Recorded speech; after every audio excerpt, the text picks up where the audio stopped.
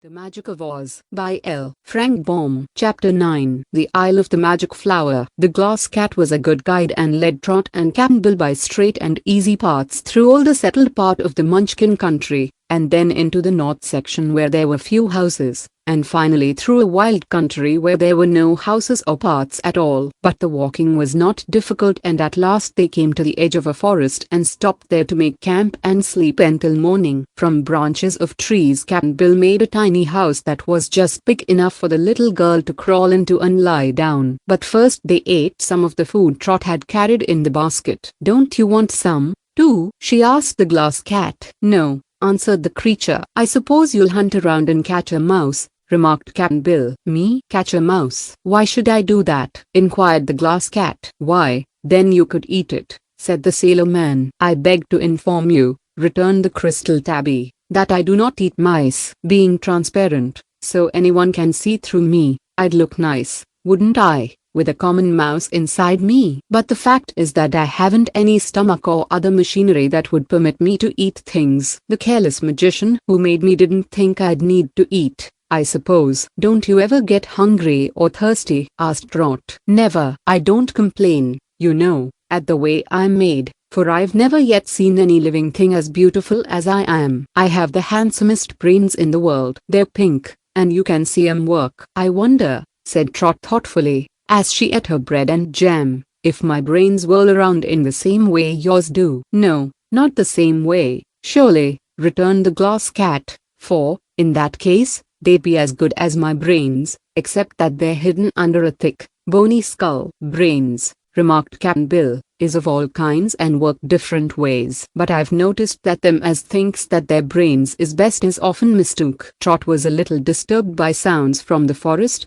that night, for many beasts seemed prowling among the trees, but she was confident Cap'n Bill would protect her from harm. And in fact, no beast ventured from the forest to attack them. At daybreak they were up again, and after a simple breakfast Cap'n Bill said to the Glass Cat, "Up anchor, mate, and let's forge ahead. I don't suppose we're far from that magic flower, are we?" "Not far," answered the transparent one, as it led the way into the forest, "but it may take you some time to get to it." Before long they reached the bank of a river. It was not very wide at this place, but as they followed the banks in a northerly direction it gradually broadened. Suddenly the blue-green leaves of the trees changed to a purple hue, and Trot noticed this and said, "I wonder what made the colors change like that." "It's because we have left the Munchkin country and entered the Gillikin country," explained the Glass Cat. "Also it's a sign our journey is nearly ended." The river made a sudden turn, and after the travelers had passed around the bend, they saw that the stream had now become as broad as a small lake,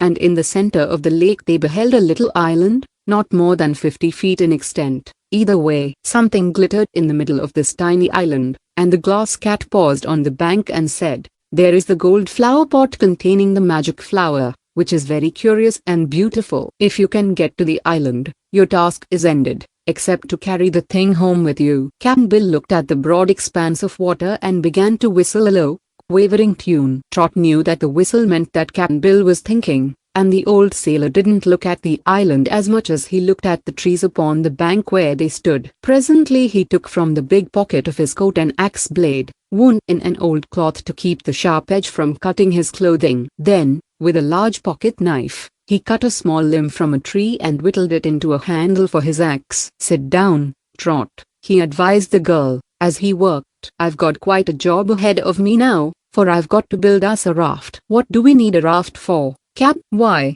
to take us to the island. We can't walk underwater, in the river bed, as the Glass Cat did, so we must float atop the water." "Can you make a raft, Cap'n Bill?" "Of course, Trot, if you give me time." The little girl sat down on a log and gazed at the island of their magic flower. Nothing else seemed to grow on the tiny isle. There was no tree, no shrub, no grass, even, as far as she could make out from that distance. But the gold pot glittered in the rays of the sun, and Trot could catch glimpses of glowing colors above it, as the magic flower changed from one sort to another.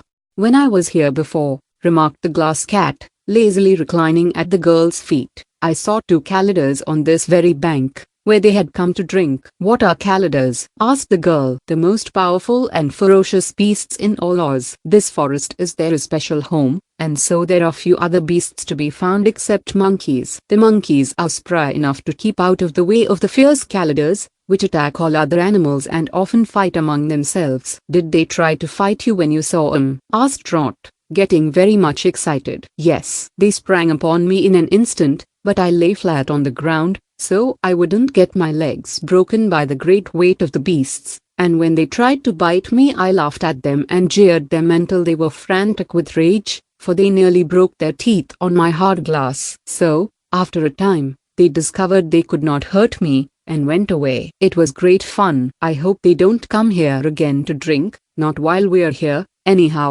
returned the girl, "for I'm not made of glass, nor is Cap'n Bill, and if those bad beasts bit us, we'd get hurt." Cap'n Bill was cutting from the trees some long stakes, making them sharp at one end and leaving a crotch at the other end. These were to bind the logs of his raft together. He had fashioned several and was just finishing another when the glass cat cried, "Look out, there's a Calidar coming toward us." Trot jumped up, greatly frightened, and looked at the terrible animal as if fascinated by its fierce eyes, for the Calidar was looking at her, too, and its look wasn't at all friendly. But Cap'n Bill called to her, "Wade into the river, Trot, up to your knees, and stay there." And she obeyed him at once. The sailor man hobbled forward, the stake in one hand and his axe in the other, and got between the girl and the beast, which sprang upon him with a growl of defiance. Cap'n Bill moved pretty slowly, sometimes, but now he was quick as could be. As the Calidar sprang toward him he stuck out his wooden leg and the point of it struck the beast between the eyes and sent it rolling upon the ground. Before it could get upon its feet again the sailor pushed the sharp stake right through its body, and then with the flat side of the axe he hammered the stake as far into the ground as it would go. By this means he captured the great beast and made it harmless, for try as it would, it could not get away from the stake that held it. Cap'n Bill knew he could not kill the Calidar, for no living thing in Oz can be killed, so he stood back and watched the beast wriggle and growl and paw the earth with its sharp claws. And then, satisfied it could not escape, he told Trot to come out of the water again and dry her wet shoes and stockings in the sun. "Are you sure he can't get away?" she asked. "I'd bet a cookie on it," said Cap'n Bill. So Trot came ashore and took off her shoes and stockings and laid them on the log to dry, while the sailor man resumed his work on the raft. The Calidar, realizing after many struggles that it could not escape, now became quiet, but it said in a harsh, snarling voice, "I suppose you think you're clever, to pin me to the ground in this manner, but when my friends, the other Calidars, come here, they'll tear you to pieces for treating me this way." "P'raps," remarked Cap'n Bill, coolly, as he chopped at the logs, "and p'raps not." "When are your folks comin' here?" "I don't know," admitted the Calidar, "but when they do come, you can't escape them." "If they hold off long enough, I'll have my raft ready," said Cap'n Bill. "What are you going to do with the raft?" inquired the beast. "We're going over to that island, to get the magic flower." The huge beast looked at him in surprise a moment, and then it began to laugh. The laugh was a good deal like a roar, and it had a cruel and derisive sound, but it was a laugh nevertheless. "Good," said the Calidar. "Good. Very good. I'm glad you're going to get the magic flower, but what will you do with it?" "We're going to take it to Ozma, as a present on her birthday." The Calidar laughed again, then it became sober. "If you get to the land on your raft before my people can catch you," it said, "you will be safe from us. We can swim like ducks, so the girl couldn't have escaped me by getting into the water. But Calidars don't go to that island over there." "Why not?" asked Trot. The beast was silent. "Tell us the reason," urged Cap'n Bill. "Well, it's the Isle of the Magic Flower," answered the Calidar, "and we don't care much for magic. If you hadn't had a magic leg, instead of a meat one, you couldn't have knocked me over so easily and stuck this wooden pin through me." "I've been to the Magic Isle," said the glass cat, "and I've watched the magic flower bloom, and I'm sure it's too pretty to be left in that lonely place where only beasts prowl around it and no one else sees it. So we're going to take it away to the Emerald City." "I don't care," the beast replied in a surly tone. "We Calidars would be just as contented if there wasn't a flower in our forest." "What good are the things anyhow?" "Don't you like pretty things?" asked Trot. "No. You ought to admire my pink brains, anyhow," declared the glass cat. "They're beautiful and you can see 'em work." The beast only growled in reply, and Cap'n Bill, having now cut all his logs to a proper size, began to roll them to the water's edge and fasten them together.